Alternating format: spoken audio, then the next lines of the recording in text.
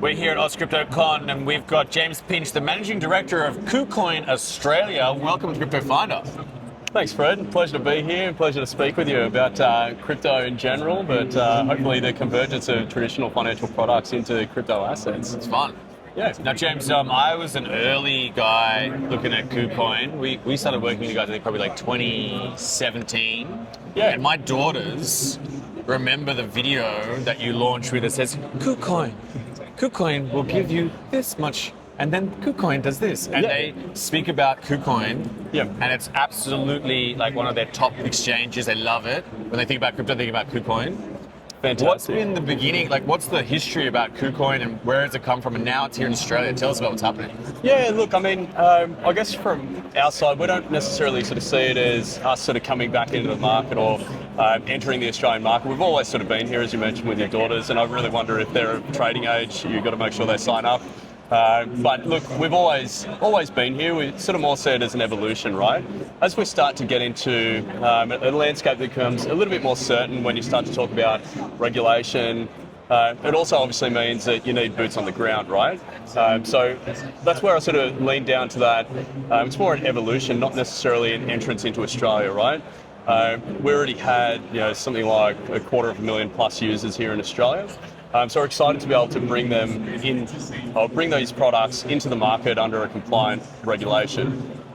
And in terms of Australia and the customer, there's quite a lot of selection. Yep. What's sort of like your key customer, and like what kind of products are you really trying to bring to them in Australia? Yeah, for sure. Look, I think our major point of difference is the retail crypto perps product, right? I think we've seen a couple of attempts coming into the market.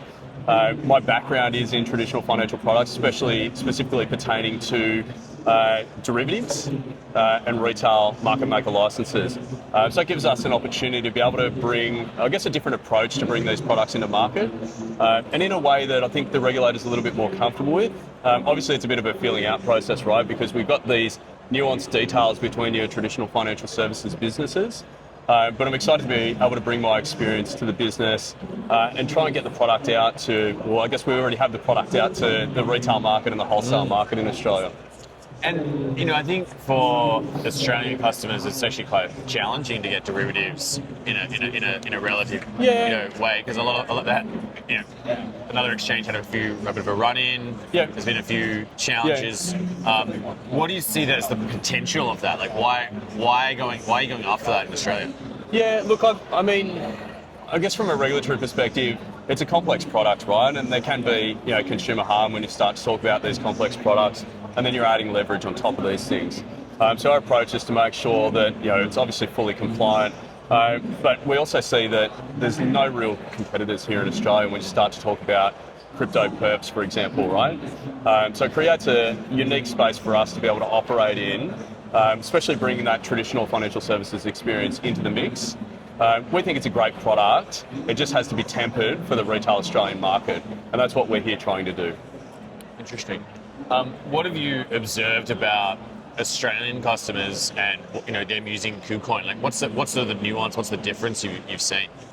Yeah, look, I think KuCoin as a global brand is obviously gigantic, right? It's a bit of a household name, especially when you talk about those sort of original players in the market.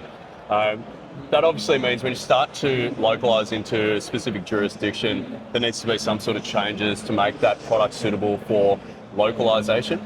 And that means like changes in the product itself. Obviously leverage caps are one thing, but making sure that the client base is sort of suitable, not necessarily sort of just offering it out to the broader market. That's probably been the biggest difference versus like a globalisation, localisation. In terms of KuCoin, you've got a very interesting new market. You've got a number of other exchanges also coming in and competing, but you do have an advantage with your products. What I wanted to ask about is I think there is a really nice options product in KuCoin I've seen over time, and there was a lot of structured products as well. Yeah. Do you think the Australian market's ready for something like that, structured options? I think it is. I think it's just about localising those products, right? Obviously they're a little bit more complicated than your more traditional products. And that's a process that we need to go through. We are planning to bring as many of the global products to the Australian market as possible. but it will mean that we'll go through that sort of filling out process and making sure that whatever we are bringing to market is suitable for the general retail and wholesale consumer. I heard that when it comes to operating an exchange right now, there's a lot of regulation, and that regulation is changing in Australia right now. Yeah. How are you approaching that, and obviously how are you interfacing? What are you finding? Yeah, look, I think in Australia, I guess to sort of have this analogy that approaching the market, especially pertaining to crypto and the exotic style products that sort of operate off the back of that, right? It's almost like solving a Rubik's Cube where the colours are changing, right? And that's part of the process going through sort of green regulation. We've seen it before with the FX and CFD introduction in the early 2000s and securities in the 90s. What I think is sort of uniquely complicated about crypto is that it's not actually just one license that we're talking about here, right? When we start to look at some of the other products, it actually bleeds into things like managed investment schemes, retail, wholesale market maker licenses, even non-cash payment licenses. So I guess the real challenge is when you bring these products in, as regulation becomes more certain, how do these things all interface with each other? Obviously, you don't want say more traditional financial products like derivatives, probably less so to do with perps, but interacting with a managed investment scheme. Obviously, you're pretty conflicted there, right? You don't want to be sort of preying off the back of or generating revenue off the back of putting people in a managed investment scheme and it losing. So these are some of the considerations that I think people need to actually go through and understand that these are really complicated areas and they need a lot more forward thinking to work out what is and isn't suitable. Interesting.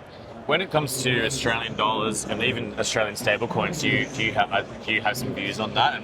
And do you see that as ready for adoption? Stablecoins for sure, and I think it sort of comes in the form of sort of non-cash payment structures, especially maybe coins like USDT and all of that sort of stuff. I think that's a really good thing for the market. Even if you look at the way that traditional brokers sort of operate, creates a really good opportunity for clients to be able to transact with an end business, right? Good examples are if you rely on traditional banking, going from say for example overseas to a local Australian business, that interaction can take 2-3 days. Sometimes the funds go missing. Whereas when we start to talk about non-cash payments pertaining to crypto or stablecoins, it's almost instantaneous, right? So it creates this sort of immediate approach to business and interaction between B2B, B2C, whatever the sort of style of business is. I think that's a really good thing for the market, not just in crypto assets or brokerages in general, but even just for e-com, right? It's actually a really good thing. We've seen a massive uptick in users wanting to transact or businesses wanting to transact with consumers in crypto assets. I think that's a really good thing.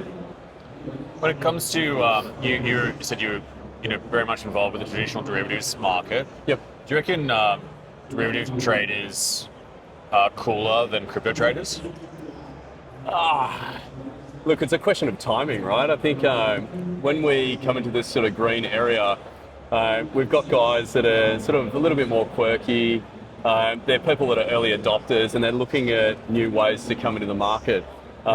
So whereas you look at your traditional products, it's very structured. You get a lot of professional activity as a result of that.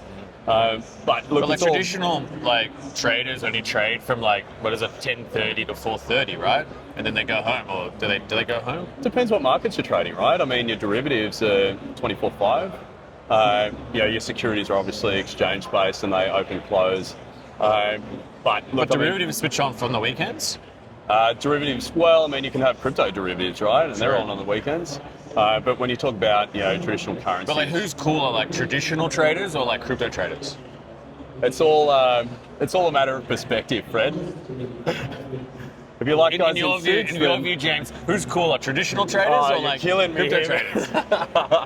Look, I mean, I love the concept of crypto. I've been able to do the jump. And I find you meet some really interesting people with some really interesting views, right? Because it's an innovative space, whereas when you start to talk about traditional, I guess it's more set in stone and more sort of traditional thinking. I love the crypto side, but again, it's a matter of perspective. I think everyone's cool in their own right. Oh, everyone's cool. I like that. Everyone's cool. That's great. James, you're pretty cool. Okay, Thanks, man. 2025 is coming to an end. Do you think this is going to be a super cycle or a 4-year end to the Bitcoin? What do you reckon's happening? Look, I think markets go up and markets go down, right? The good thing with some of the crypto-based products, you can make money going up or down, especially when you start to talk about perps. And I think that's the important thing, is that people don't necessarily get caught onto one crypto asset. I understand that that seems to be the leader for the rest of the other coins, but there are other products to focus on. I think that's important for people to keep in mind. We're coming to the end of the year this year. It's December 31st. It's clocking over to 2026. What do you reckon the closing price of Bitcoin will be? My hopes are substantially higher than currently. If we could see 250k Aussie, that would be fantastic. I'm invested in it, so I hope it goes there. There we go. James, thanks so much for joining us. Thanks, Brett. Appreciate it. Pleasure to meet you. Thanks for having me.